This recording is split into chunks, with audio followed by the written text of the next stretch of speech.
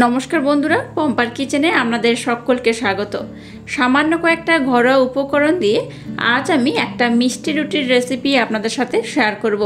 মিষ্টি রুটি আমরা সবসময় দোকান থেকে কিনে খাই, তবে আজ যেভাবে আমি এই রুটিটা বানাবো আমার মতো একবার বানিয়ে দেখবেন, অসাধারণ খেতে হয়।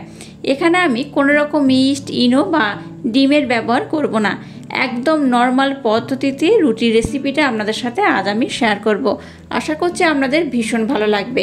তাহলে চলুন দেরি না করে বাচ্চা থেকে বড় সবার পছন্দের এই মিষ্টি রুটির রেসিপিটা দেখে নেওয়া যাক। আজকে যে মিষ্টি রুটিটা বানাবো তার জন্য দেখুন এই বাটির মাপ করে এখানে আমি 1 বাটি টক দই নিয়েছি। টক দইটা কিন্তু ফ্রেশ নেবেন, অনেকদিন ফ্রিজের মধ্যে যে দই থাকে সেটা কিন্তু ব্যবহার করবেন না। ফ্রেশ যে টক দই হয় সেটা ব্যবহার করবেন। বাড়িতে জমিয়েও ব্যবহার করতে পারেন আর দোকান থেকে কিনেও ব্যবহার করতে পারেন।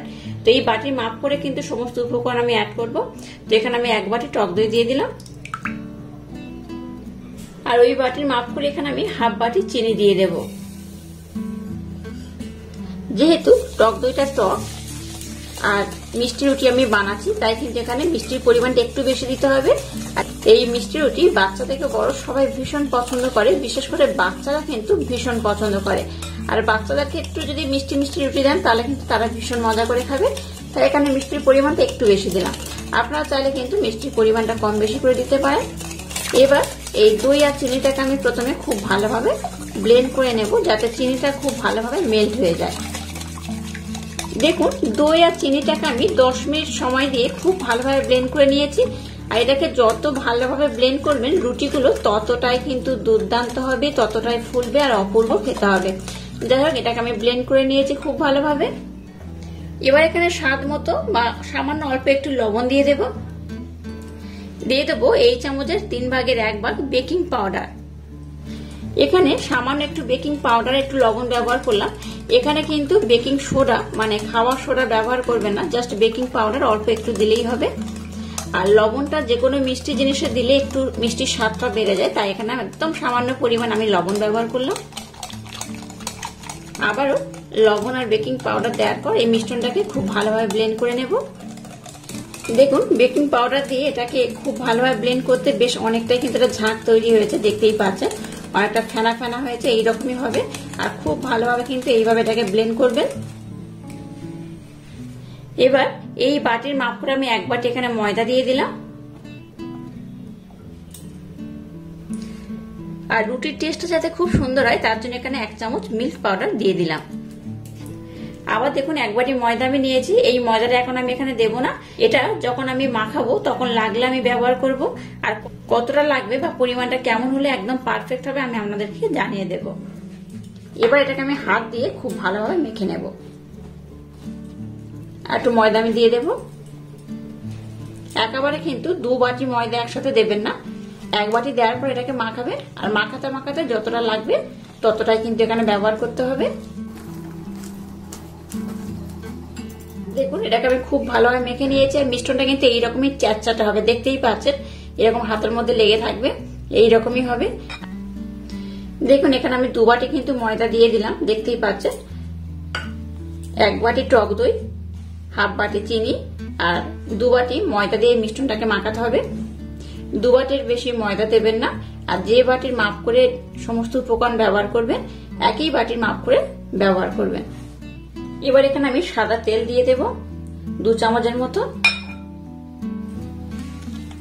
আর চামড়া তেল কিংবা বাটারও ব্যবহার করতে পারেন, বাটারটাকে গলিয়ে এইভাবে ব্যবহার করবেন, নতুবা এরকম একটা রিফাইন অয়েল ব্যবহার করলেই হবে।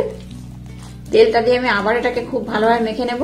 এটা মাখাতে মাখাতে দেখবেন হাত থেকে কিন্তু ছেড়ে আসবে। দেখুন মিশ্রণটাকে আমি খুব ভালোভাবে 15 মিনিট সময় দিয়ে মেখে নিয়েছি।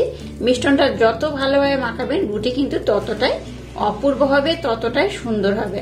তো যাই হোক, মিশ্রণটাকে দেখুন আমি খুব ভালোভাবে মেখে নিয়েছি, দেখতেই পাচ্ছেন। আর একটা সময় দেখবেন হাত থেকে কিন্তু এইভাবে ছেড়ে আসবে। আচ্ছা, মিশ্রণটাকে আমি খুব ভালোভাবে মেখে নিয়েছি। আর মিশ্রণটা কেমন হয়েছে দেখুন, বেশ নরম, বুঝতেই পাচ্ছেন বেশ কতটা নরম হয়েছে, এইরকমই নরম হবে। এবার এটাকে আমি 3 ঘন্টার জন্য রেস্টে রাখবো। আচ্ছা, এখানে আপনাদের বলে রাখি আমি যেহেতু এখানে কোনো রকম ইস্ট ব্যবহার করব না, শুধুমাত্র টক দই দিয়েছি, তো এটাকে আমি এবার কি করব 3 ঘন্টার জন্য রোদের মধ্যে রাখবো। 3 ঘন্টা ঢাকা দিয়ে রোদের মধ্যে রাখলে কি হবে, এটা কিন্তু বেশ ফুলে যাবে আর রুটিটা খুব সুন্দর হবে। একটু সময় দিয়ে যদি এই রুটিটা বানান, রুটিটা কিন্তু খেতে অপূর্ব হয়। তো আজকে তো আমি আপনাদের সাথে শেয়ার করছি, একটু সময় দিয়ে বানিয়েই শেয়ার করছি। দেখবেন রুটিগুলো কতটা সুন্দর হয়, আর আমার মতো অবশ্যই বাড়িতে একবার ট্রাই করবেন। যা এবার এটাকে আমি ঢাকা দিয়ে 3 ঘন্টার জন্য রোদের মধ্যে রাখবো, ফ্রিজে রাখবেন না, 3 ঘন্টা রোদের মধ্যে রাখবেন, দেখবেন খুব তাড়াতাড়ি এটা ফুলে যায়। তো যাই হোক, 3 ঘন্টা পর আমি আবার ফিরে আসছি। দেখুন মিশ্রণটাকে আমি রোদের মধ্যে 3 ঘন্টা ধরে রেখে দিয়েছিলাম। এই দেখুন 3 ঘন্টা পর দেখাচ্ছে, দেখুন মিশ্রণটা কিন্তু বেশ ফুলে গেছে, দেখে বুঝতেই পারছেন যেমন ফুলে গেছে তেমন কিন্তু সফটও হয়ে গেছে। এইভাবে এটাকে আমি মেখে নিয়েছি, আর কতটা সফট কতটা নরম হয়েছে দেখতেই পাচ্ছেন। এই দেখুন এই রকমই হবে। এবার দেখুন এইভাবে হাতের মধ্যে একটু এইভাবে আমি গোল করে নেব,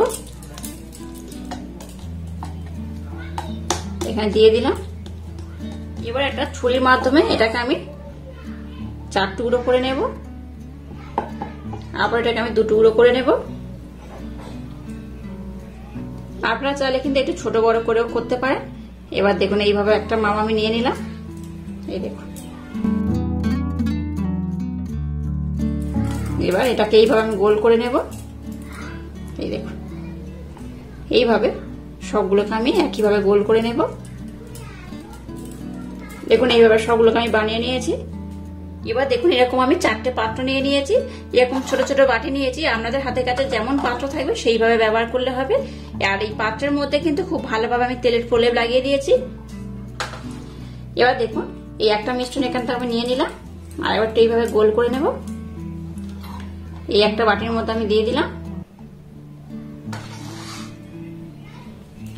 এইভাবে আবার একটা নিয়ে নিলাম, আবার এই পাত্রের মধ্যে আমি দিয়ে দেব, এখানে একটা দিয়ে দিলাম। এবার এইভাবে একটু ভালোভাবে সেট করে নেব। আচ্ছা এগুলোকে কিন্তু এখনই আগুনের মধ্যে বসালে হবে না, এই বাটির যে মধ্যে আমি দিলাম, বাটির মধ্যে দেওয়ার পর আবার এটাকে আমি 1 ঘন্টার জন্য গরম জায়গায় রেখে দেব। এটাকে ঢাকা দিয়ে কোনো গরম জায়গায় কিংবা রোদের মধ্যেও দিলে হবে, তবে ঢাকা দিয়ে ব্যবহার করবেন। এটাকে আমি ঢাকা দিয়ে রোদের মধ্যে 1 ঘন্টা রেখে দেবো। 1 ঘন্টা পর আমি আপনাদের দেখাচ্ছি এগুলো কিভাবে বানাতে হবে। দেখুন এগুলোকে আমি 1 ঘন্টার জন্য রোদের মধ্যে রেখে দিয়েছিলাম, দেখুন বেশ অনেকটা ফুলে গেছে দেখতেই পাচ্ছেন। আচ্ছা আপনারা চাইলে কিন্তু 3 থেকে 4 ঘন্টা সময় ধরে এটাকে কিন্তু রোদের মধ্যে রাখতে পারেন বা গরম জায়গায় রাখতে পারেন, তাহলে দেখবেন আরো এটা ফুলে যাবে। তো যাই হোক আমি এটাকে 1 ঘন্টার জন্য রেখে দিয়েছিলাম।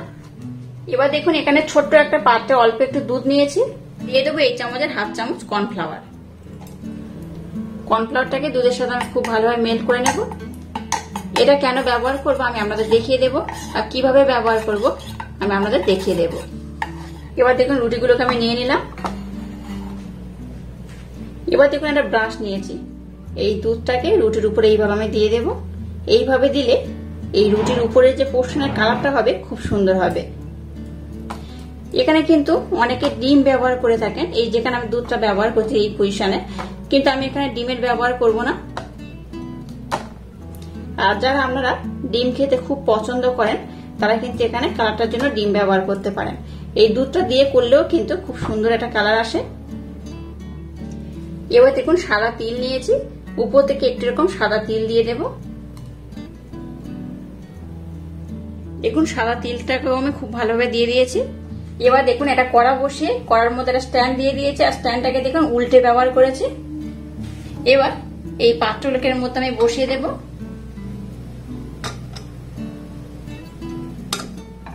চারটে পাত্রকে দেখুন আমি খুব ভালোভাবে বসিয়ে দিয়েছি। এবার গ্যাসের ফ্লেমটাকে প্রথমে 5 মিনিট হাই দেবো, 5 মিনিট পর লো করে এটাকে আমি হতে দেব। দেখুন রুটিগুলোর কত সুন্দর কালার এসছে। আচ্ছা এখানে আমি আপনাদের একটা প্রসেস বলে দেব, যে প্রসেসটা কিন্তু যদি আপনারা অবলম্বন করেন তাহলে রুটির উপরের পোর্শনটা কিন্তু খুব ভালোভাবে লাল হবে, যেমন দোকানের রুটি হয় ঠিক সেই রকম। আর রুটিগুলো দেখুন বেশ অনেকটা ফুলে গেছে। তো এবার কি করবেন, এইভাবে দিয়েছি কিন্তু এতটা লাল হয়েছে, যদি আরেকটু বেশি লাল করতে চান তাহলে একটা প্রসেস আমি আপনাদের দেখিয়ে দিচ্ছি, এই প্রসেসটা অবলম্বন করবেন, রুটিগুলো দারুণ হবে। তো যাই হোক প্রথমে এবার কি করবেন, এই পাত্রগুলোকে নামিয়ে নেবেন। সব কটা পাত্র আমি নামিয়ে নেব প্রথমে। এবার দেখুন এই যে স্ট্যান্ডটা নিয়েছি, স্ট্যান্ডটাকে আমি উল্টে দেব। আশা করছি এই প্রসেসটা আপনারা হয়তো জানবেন না, তো অনেকে হয়তো জানতে পারেন, তাও আমি আপনাদের দেখিয়ে দিচ্ছি বা আপনাদের সাথে শেয়ার করছি। এবার দেখুন একটা রুটির পাত্র আমি নিয়ে নিলাম। এবার এটাকে এইভাবে উল্টে দেব।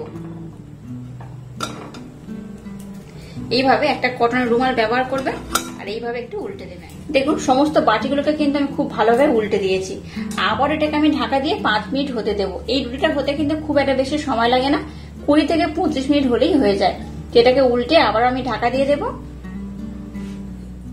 এগুলোকে উল্টে দেওয়ার পর আমি 5 থেকে 7 মিনিট রেখে দিয়েছিলাম। 5 থেকে 7 মিনিট পর আমি আপনাদের দেখাচ্ছি। দেখুন এগুলো কত সুন্দর কালার হয়ে যাবে। এই দেখুন, এই দেখুন, দেখতেই পাচ্ছেন কেমন হয়েছে। এই দেখুন, দেখুন কত সুন্দর কালার হয়েছে, দেখতেই পাচ্ছেন অসম্ভব সুন্দর কালার হয়েছে। এই দেখুন, আপনারা যদি আরো বেশি লাল চান তাহলে কিন্তু এটাকে আর একটু সময় ধরে কিন্তু এইভাবে রেখে দিতে হবে। এবার এই রুটিগুলোকে প্রথমে আমি একটু ঠান্ডা করে নেব, তারপর আমি উঠিয়ে আপনাদের দেখাচ্ছি রুটিগুলো কত সুন্দর হয়েছে। দেখুন রুটিগুলোকে আমি বেশ ভালোভাবে ঠান্ডা করে নিয়েছি, দেখতেই পাচ্ছেন কত সুন্দর হয়েছে। সবগুলোকে আমি খুব ভালোভাবে ঠান্ডা করে নিয়েছি। আর এই একটা ছুরির মাধ্যমে এইভাবে এটাকে ডিমোল্ড করে নিতে হবে। এইভাবে ঠান্ডা হয়ে গেলে অটোমেটিক উঠে আসবে, তাও একটু ছুরির মাধ্যমে এইভাবে একটু কেটে নেব আমি। এই দেখুন কত সুন্দর হয়েছে। দেখুন আপনারা চাইলে কিন্তু এতটাও লাল নাও করতে পারেন, খুব সুন্দর হয়। একটা ভেঙে আমি আপনাদের দেখাচ্ছি। এই দেখুন ভিতরটা দেখুন কত সুন্দর হয়েছে। দেখলেন তো কত অপূর্ব হয়েছে। অবশ্য বাড়িতে আমার মতো একবার হলেও এই রুটিটা এইভাবে বানাবেন, দেখবেন অসম্ভব সুন্দর খেতে হয়। আর বাচ্চা থেকে বড় দেখবেন সবাই ভীষণ পছন্দ করবে। আজকের এই ইউনিক স্টাইলের রুটির রেসিপি যদি আপনাদের ভালো লাগে তাহলে চ্যানেলটাকে লাইক, শেয়ার, কমেন্ট এবং সাবস্ক্রাইব করবেন আর পাশে থাকা বেল আইকনটা প্রেস করে দেবেন। তাহলে টাটা, আবার দেখা হচ্ছে নতুন কোনো রেসিপি নিয়ে।